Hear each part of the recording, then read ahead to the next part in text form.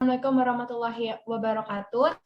Salam sejahtera bagi kita semua. Kepada yang terhormat Kak Angela Purba dan Kak David Heber Alfianta, izinkan kami untuk pada hari ini mempresentasikan tugas TM9 Praktikum Manajemen Usaha Tani.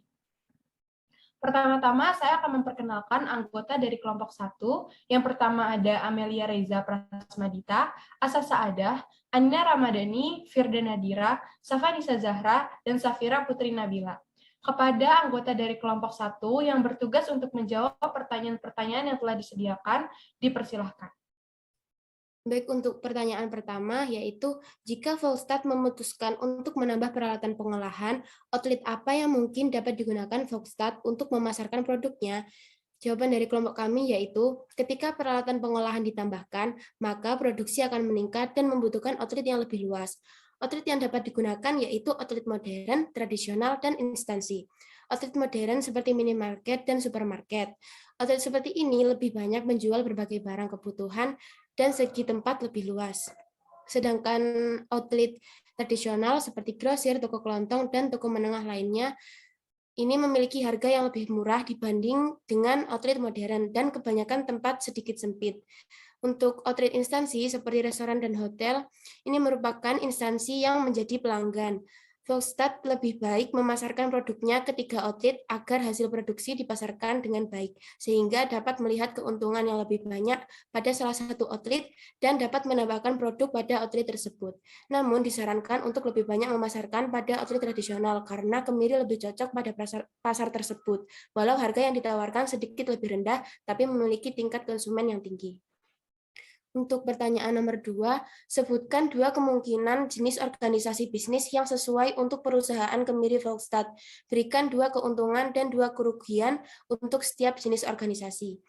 Jawabannya yaitu jenis organisasi yang sesuai dengan perusahaan kemiri Volstad yaitu perusahaan persekutuan atau firma dan komanditer dan perseroan terbatas atau PT. Karena perusahaan persekutuan merupakan organisasi bisnis yang memiliki 2 orang atau lebih pemilik perusahaan, di mana Volstad merupakan perusahaan milik Brian dan Briana. Sedangkan PT secara hukum merupakan suatu badan hukum yang terpisah dari individu-individu yang memilikinya. Keuntungan dari perusahaan persekutuan atau firma dan komanditer yaitu adanya kemungkinan untuk tumbuh dan berkembang dan meningkatkan kepercayaan kreditor, lalu menambah keahlian dan keterampilan. Namun kelemahannya yaitu umur yang terbatas dan lemahnya pengendalian. Sedangkan keuntungan dari PT yaitu adanya kemungkinan untuk memperjualbelikan saham yang dimilikinya dan kemungkinan untuk alih teknologi dan ilmu di mana pemegang saham dapat dengan mudah menyewa tenaga manajemen profesional untuk menjalankan perusahaan yang ada. Relatif lebih mudah untuk memperoleh pinjaman dengan nilai nominal yang besar untuk jangka waktu panjang dan tingkat bunga rendah. Namun kekurangannya yaitu adanya keterbatasan dalam jenis bidang usaha yang akan dijadikan karena bidang usaha ditentukan oleh izin yang dikeluarkan serta aturan yang berlaku. Dan adanya perbedaan kepentingan di dalam menjalankan PT. Pemilik saham minoritas dikalahkan dengan mayoritas. Pertanyaan nomor 3 yaitu salah satu pertimbangan terpenting yang harus dilakukan oleh petani kemiri adalah penentuan penebangan pohon kemiri asli dan menggantinya dengan varietas pohon yang lebih baik. Pohon kemiri asli menghasilkan sekitar 750 lbs per hektar pohon. Pohon kemiri yang ditingkatkan dapat menghasilkan sekitar 1250 lbs per hektar. Pohon baru membutuhkan waktu 7 tahun untuk mulai memproduksi kemiri. Berapa tahun yang diperlukan untuk menutup atau memulihkan investasi dalam mengganti kebun asli dengan pohon yang lebih baik dengan asumsi harga rata-rata $3 per pon. Biayanya $3.000 untuk mengganti pohon asli dengan varietas pohon yang lebih baik. Jawabannya yaitu pohon asli sama dengan 750 lbs per hektar. Pohon yang ditingkatkan 1.250 lbs per hektar. Waktu yang dibutuhkan sampai panen yaitu 7 tahun. Harga rata-rata $3 per pon. Biaya modalnya $3.000. 750 lb kali $3 hasilnya $2.250. $2.250 dikali 7 tahun, hasilnya $15.750. Waktu yang diperlukan untuk menutupi investasi sebesar $15.750. Investasi dibagi hasil panen selama 7 tahun. Investasi dibagi pohon yang ditingkatkan dikali harga rata-rata, yaitu $15.750 per 1.250 lbs kali $3 dan $1.750 per $3.750, yaitu 4,2 tahun. Waktu yang diperlukan untuk memulihkan investasi yaitu 7 tahun ditambah 4,2 tahun, jadi 11,2 tahun. Jika termasuk penanaman, maka $15.750 ditambah $3.000 per $3.750, hasilnya 5 tahun. Jadi untuk memulihkan investasi keseluruhan dibutuhkan waktu 7 tahun ditambah 5 tahun sama dengan 12 tahun. Nomor 4, bagian dari membangun bisnis yang sukses adalah membentuk tim spesialis untuk memberikan pengetahuan dan saran ahli untuk membuat keputusan sebaik mungkin. Sebutkan 4 spesialis yang harus dimiliki Brian dan Brianna untuk tim produksi dan manajemen mereka. Spesialis yang harus dimiliki Brian dan Brianna dalam tim produksi dan manajemen mereka yaitu yang pertama, spesialis pertanian, yaitu spesialis yang berperan mengontrol segala poin penting, meliputi bibit, pemeliharaan, hasil pertanian, dan lainnya. Yang kedua, spesialis pengoperasian mesin, yaitu spesialis untuk menjalankan mesin berguna untuk mempersingkat waktu produksi dan mengurangi tenaga kerja serta biaya untuk menggaji yang dikeluarkan. Yang ketiga, spesialis manajemen dan keuangan yang berperan dalam mengatur jalannya perusahaan agar terstruktur dan tertata secara rapi. Keuangan dalam perusahaan juga harus diatur untuk mencapai keuntungan maksimal dan mengetahui arus uang yang ada di dalam perusahaan melalui pembukuan besar. Dan yang terakhir, spesialis marketing yang berperan penting dalam memasarkan hasil kepada para konsumen melalui digital maupun tradisional.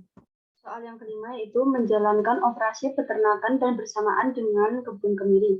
Vlogstart telah membaca tentang beberapa operasi pengembalaan ternak di kebun mereka. Ketika petani melakukan ini, rata-rata mereka kehilangan sekitar 50 pon hasil kemiri per hektar. Selama 5 tahun terakhir, kemiri telah menghasilkan $3 per pon saat panen, dan anak sapi telah dijual seharga $1,50 per pon selama periode yang sama. Soal yang A yaitu jika Vlogstart tetap melakukan penggembalaan ini, berapa total kerugian produksi kemiri dalam pohon? Diketahui berdasarkan tabel Crop Enterprise Analysis, diketahui luas lahannya itu 210 hektar, harga kemiri $3 per pon, penurunan hasil panen kemiri yaitu 50 pon per hektar. Ditanya total kerugian produksi kemiri, total kerugian sama dengan luas lahan dikali penurunan hasil panen kemiri. Total kerugiannya berarti 210 dikali 50, maka total kerugiannya itu 10.500 pon. Jadi total kerugian produksi kemiri dalam pon yaitu 10.500 pon. Pertanyaan yang B, berapa kerugian pendapatan dari operasi kemiri akibat penggembalaan ternak? Diketahui penurunan produksi kemiri yaitu 50 ton per hektar, harga kemiri $3 per pon. Ditanya kerugian pendapatan selama 5 tahun akibat penggembalaan ternak. Kerugian pendapatan sama dengan penurunan produksi kemiri dikali luas lahan dikali harga kemiri. Kerugian pendapatannya berarti 50 dikali 210 dikali $3. Kerugian pendapatannya itu 31.500. Jadi total kerugian pendapatan dari operasi kemiri atau produksi kemiri akibat penggembalaan ternak yaitu sebesar $31.500. Soal yang C, berapa berat total yang harus dihasilkan dari ternak dibandingkan dengan hasil kemiri untuk mengimbangi kerugian dari produksi kemiri? Berdasarkan jawaban B, total kerugiannya yaitu sebesar $31.500. Harga anak sapi yaitu $1,50 per pon. Maka untuk menutup kerugiannya, total kerugiannya dibagi dengan harga anak sapi hingga dihasilkan 21.000 pon. Jadi total berat ternak untuk mengimbangi kerugian kemiri yaitu 21.000 pon. Soal yang D yaitu jika Foxstat dapat mengembalakan 1 ekor per hektar dalam area pohon kemiri, berapa pon yang harus diperoleh setiap ekor saat digembalakan? Jawabannya itu karena kerugian kemiri setiap hektarnya itu sebesar 50 pon, maka yang diperoleh setiap ekor saat merumput yaitu 50 pon. Terus soal yang E, apa keuntungan menggembalakan sapi dibandingkan dengan kemiri? Keuntungan berternak sapi dibandingkan dengan produksi kemiri yaitu dengan berternak sapi lebih banyak menghasilkan keuntungan dibandingkan dengan produksi kemiri. Lalu apa kerugian menggembalakan sapi dibandingkan dengan kemiri? Kerugiannya itu beternak sapi perawatannya lebih susah dibandingkan dengan produksi kemiri. Lalu biaya peternakan sapi lebih besar dibandingkan dengan biaya produksi kemiri. Untuk soal selanjutnya yaitu nomor 6, sebutkan 5 badan pengatur potensial yang dapat berinteraksi dengan produsen kemiri saat melakukan bisnis. Itu yang pertama, pemerintah, badan penyedia layanan input produksi, badan layanan pertanian daerah, lembaga keuangan, informal ataupun formal, koperasi, dan lembaga penyuluhan pertanian, dan lembaga pemasaran.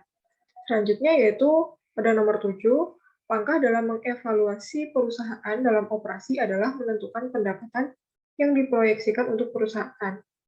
Gunakan informasi di atas untuk menghitung pendapatan yang diproyeksikan. Baik, jadi di nomor 7 ini dibagi atas beberapa soal. Soal yang pertama itu ditanyakan berapa proyeksi pendapatan kemiri mereka. Nah, cara menentukan proyeksi pendapatan itu dengan mengalihkan harga jual dikalikan dengan hasil produksi, di mana harga jual diketahui $3 dan hasil produksi yang dihasilkan 250.000, sehingga proyeksi pendapatannya adalah $750.000. Yang B, berapa total biaya langsung per hektar? Nah, total biaya ini dapat diketahui seperti pada gambar, di mana seperti misalnya ada pupuk, bahan kimia tanaman, sewa khusus, tenaga kerja, serta keperluan-keperluan lain. Nah, biaya kebutuhan-kebutuhan ini seperti terlihat pada gambar yang berada di atas ketika dijumlahkan menghasilkan total sebesar 1391,33. Nah, maka untuk mengetahui biaya total langsung per hektar, hasil tersebut dibagikan dengan 210, di mana 210 ini merupakan total hektar secara keseluruhan, sehingga hasil yang didapatkan untuk total biaya langsung per hektar adalah 6,625. Yang C, ditanya berapa biaya overhead hektar. Nah, biaya overhead ini dirincikan untuk keperluan-keperluan seperti yang tersaji pada gambar yang telah diberikan. Biaya overhead yang dikeluarkan dapat diketahui sebesar 432,27. Maka biaya overhead per hektar adalah 432,27 dibagi 210. 210 ini juga sama seperti soal B tadi, didapatkan dari luas hektar secara keseluruhan, sehingga biaya overhead per hektar adalah 2,068. Yang D, ditanya berapa total biaya per hektar. Nah, total biaya per hektar ini didapatkan dengan menjumlahkan biaya langsung per hektar dengan biaya overhead per hektar. Nah, tadi telah dihitung dan dihasilkan bahwa biaya langsung per hektar sebesar 6,625 dan biaya overhead per hektar sebesar 2,068. Sehingga total biaya secara keseluruhan per hektar adalah 8,693. Yang E, ditanya berapa total biaya kebun. Nah, total biaya kebun ini dapat didapatkan dengan mengalikan biaya total per hektar dengan jumlah hektar yang ada. Nah, biaya total per hektar itu diketahui 8,693. Total luas hektar secara keseluruhan diketahui 210, maka menghasilkan nilai 1,825,6. Dan nomor 7 bagian terakhir ditanya berapa pendapatan bersih kebun tersebut. Nah, pendapatan bersih ini dapat kita ketahui dengan mengurangi laba kotor dengan total expense, di mana laba kotor ini dapat kita ketahui bernilai 3352,8 dikurang total expense sebesar 1825,6, sehingga pendapatan bersih secara keseluruhan adalah 1,526,78. Selanjutnya yaitu Brian dan Briana berpikir jika mereka akan melakukan investasi dalam peralatan pemrosesan, mereka dapat menjual ecan kupas mereka seharga $10 per LB. Berapa pendapatan marginal per pon ecan kupas yang akan diterima pertanian jika mereka menambahkan kapasitas pemrosesan? Dibutuhkan 2 pon becan yang tidak dikupas sama dengan 1 pon becan yang dikupas. Itu diketahui yang pertama yaitu harga jual pecan kupas seharga $10 per pon jika melakukan investasi dalam proses peralatan pemrosesan. Yang kedua, dibutuhkan 2 pon pecan yang tidak dikupas sama dengan 1 pecan yang dikupas. Pertanyaannya yaitu pendapatan marginal per pon pecan kupas yang akan diterima jika mereka menambahkan kapasitas pemrosesan. Yang pertama, TR1 yaitu $3.552,28 per hektar, dengan Q1 $1.309,52 per hektar.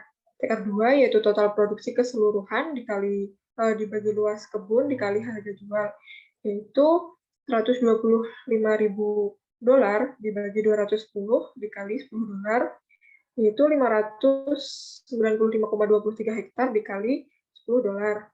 Hasilnya $5.952,3 per hektar.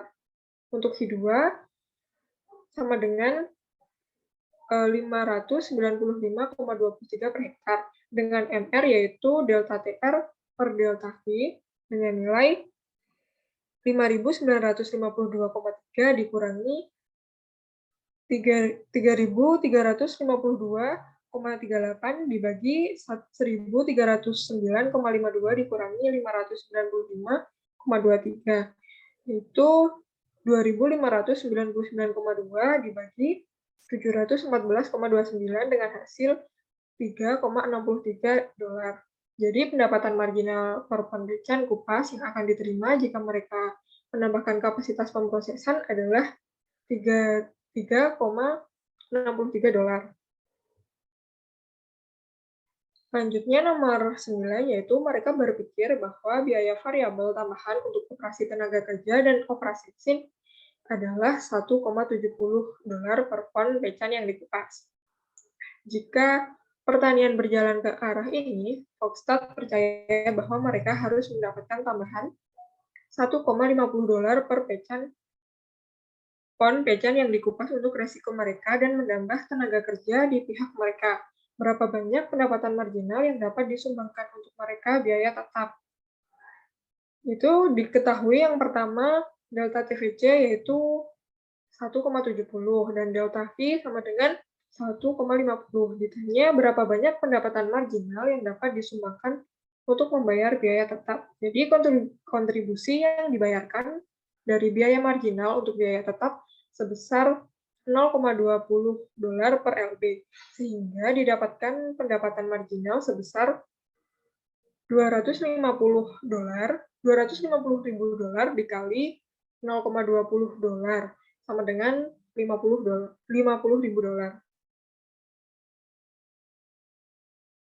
Pertanyaan nomor 10 yaitu berapa banyak uang tunai yang harus disumbangkan Foxstat setiap tahun untuk biaya tetap. Jadi biaya yang harus dibayarkan setiap tahunnya adalah bunga, lahan, mesin, dan perlengkapan serta kendaraan. Jadi total biaya yang harus dibayarkan sesuai dengan pengeluaran overhead sebesar 434,27 pada lahan yang terdapat irigasi dan 7,02 pada lahan kering. Lalu untuk pertanyaan nomor 11, berapa banyak hutang yang dapat didukung oleh Foxstat dengan pendapatan ini?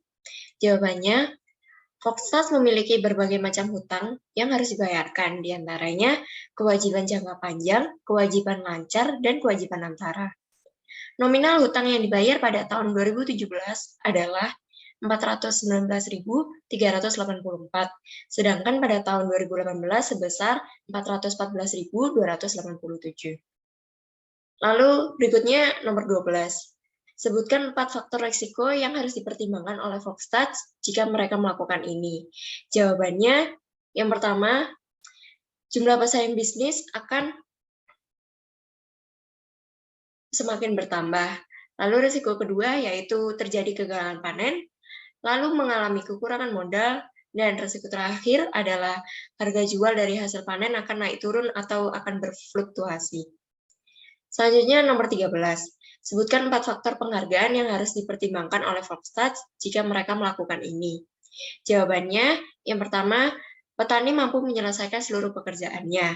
Yang kedua, petani mampu untuk meningkatkan hasil panen. Yang ketiga, petani mencapai target yang sudah ditentukan di awal. Lalu yang terakhir, petani bekerja dengan sungguh-sungguh dan disiplin. Selanjutnya nomor 14, aspek penting dari manajemen adalah memastikan bahwa semua karyawan dan orang yang mengunjungi lokasi peternakan tetap aman. Sebutkan 5 bahaya keamanan yang harus dipertimbangkan oleh petani kemiri saat mengelola karyawan mereka. Jawabannya, yang pertama, perlunya pengecekan peralatan pertanian yang dapat melukai karyawan. Yang kedua, keberadaan hama seperti ular dan tikus yang dapat menyebabkan penyakit. Yang ketiga, sisa pestisida yang menempel saat dilakukan penyemprotan pada tanaman pertanian. Yang keempat, kondisi permukaan tanah yang tidak rata. Yang kelima, kondisi lingkungan kurang sehat yang dapat menyerang daya tahan tubuh. Berikutnya nomor 15, sebutkan 6 kemungkinan bahaya produksi alami terhadap operasi kemiri. Jawabannya, terserang oleh hama yang menyerang daun seperti tungau, moluska, dan penggerek daun. Yang kedua, terkena penyakit tanaman kemiri seperti gugur buah muda. Yang ketiga, pH tanah yang tidak sesuai. Yang keempat, kekurangan nutrisi. Lalu yang kelima, penyerapan tanah yang kurang maksimal. Dan yang terakhir, curah hujan dari lahan tersebut tidak sesuai dengan penanaman kemiri. Soal yang ke-16 yaitu sebutkan 6 kemungkinan bahaya produksi buatan manusia terhadap operasi kemiri atau produksi kemiri. Jawabannya itu lahan yang tidak sesuai untuk penanaman kemiri, lalu menggunakan terlalu banyak pestisida, persiapan penyuburan kemiri yang kurang, jarak tanam yang tidak konsisten budidayanya, lalu pemberian pupuk kandang yang berlebihan dan tidak memangkas cabang-cabang pohon kemiri yang telah mati, rusak, atau sakit. Selanjutnya yaitu apa 4 cara yang berpotensi meningkatkan pendapatan. Yang pertama yaitu mengolah kemiri menjadi produk olahan kemiri yang memiliki nilai jual lebih tinggi. Lalu meningkatkan produksi dan kualitas dari kemiri yang akan dijual ke pasaran dapat meningkatkan nilai jual produk kemiri. Yang ketiga, meningkatkan kompetisi harga yang terjadi pada produk yang sama. Yang keempat, memiliki target konsumen yang pasti dalam menjual produk perusahaan Foxstat.